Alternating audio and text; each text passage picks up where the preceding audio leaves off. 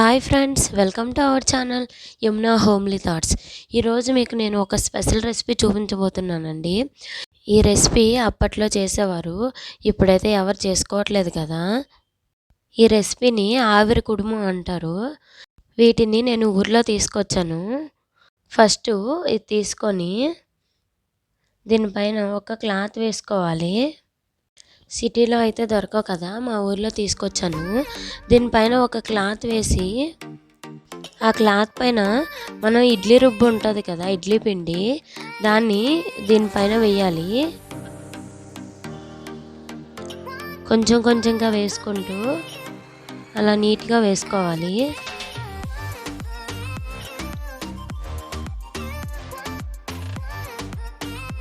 దీన్ని వేసాం కదా. ఇప్పుడు స్టవ్ పైన ఒక గిన్నె పెట్టేసి అందులో ఒక 2 గ్లాసెస్ వాటర్ వేసుకోవాలి.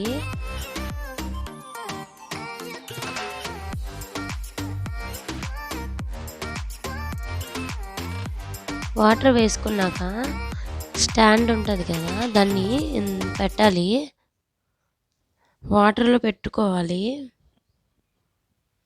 వాటర్లో పెట్టాక ఒక గిన్నె దానిపైన పెట్టాలి.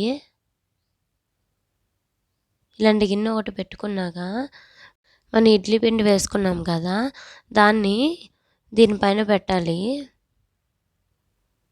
అది ఆ గిన్నె లోపలికి వెళ్ళా పర్వాలేదు, కానీ గిన్నె చిన్నగా ఉంది కదా, పైనే ఉంది, పర్లేదు ఎలా ఉన్నా సరిపోతుంది. దానిపైన ఒక మూత పెట్టేసి కొంచెం బరువుగా ఉన్నది ఏదైనా దానిపైన పెట్టేయాలి. ఆవిరి బయటికి రాకుండా ఉంటుంది. ఇప్పుడు మీడియం ఫ్లేమ్లో పెట్టి 15 మినిట్స్ ఉడికించుకుంటే కుడుము రెడీ అయిపోతుందండి. హై ఫ్లేమ్లో అయితే పెట్టుకోకూడదు, మీడియం ఫ్లేమ్లో అయినా సిమ్లో అయినా పెట్టుకొని బాయిల్ చేసుకోవాలి. ఒక 10 మినిట్స్ ఆర్ 15 మినిట్స్ తర్వాత తీసేయాలి మూత. అప్పుడు మనం చెక్ చేసుకోవాలి ఉడికిందా లేదా అని. ఉడికితే స్టవ్ కట్టేసి బయటికి తీసుకోవాలి. ఇది అప్పుడప్పుడు ఇంట్లో ప్రిపేర్ చేసుకోవాలండి, హెల్త్కి చాలా మంచిది. పిల్లలు కూడా బాగా తింటారు. మా ఊరు సైడ్ అయితే హెల్త్ బాగాలేని వాళ్ళకి ఎక్కువ చేస్తూ ఉంటారు ఇట్లాంటివి. మళ్ళీ నేను సెకండ్ టైం పెట్టాను.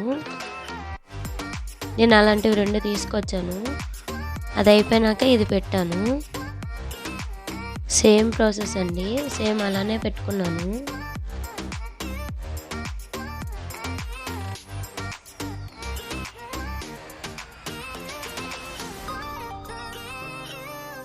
ఇప్పుడు క్లాత్ తీసి చూద్దామండి ఎలా వచ్చిందో.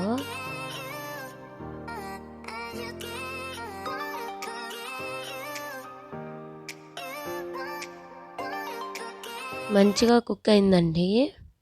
మీరు కూడా ఒకసారి ఇంట్లో ట్రై చేసి ఎలా ఉందో నాకు కామెంట్ రూపంలో తెలియజేయండి. ఈ వీడియో మీకు నచ్చితే లైక్ చేయండి, షేర్ చేయండి, మన ఛానల్ని సబ్స్క్రైబ్ చేసుకోండి. పక్కనే ఉన్న బెల్ ఐకాన్ని క్లిక్ చేయండి. నేను వీడియో అప్లోడ్ చేసిన వెంటనే మీకు నోటిఫికేషన్ వస్తుంది. ముందుగా నా వీడియోని మీరు చూడొచ్చు. Thank you for watching.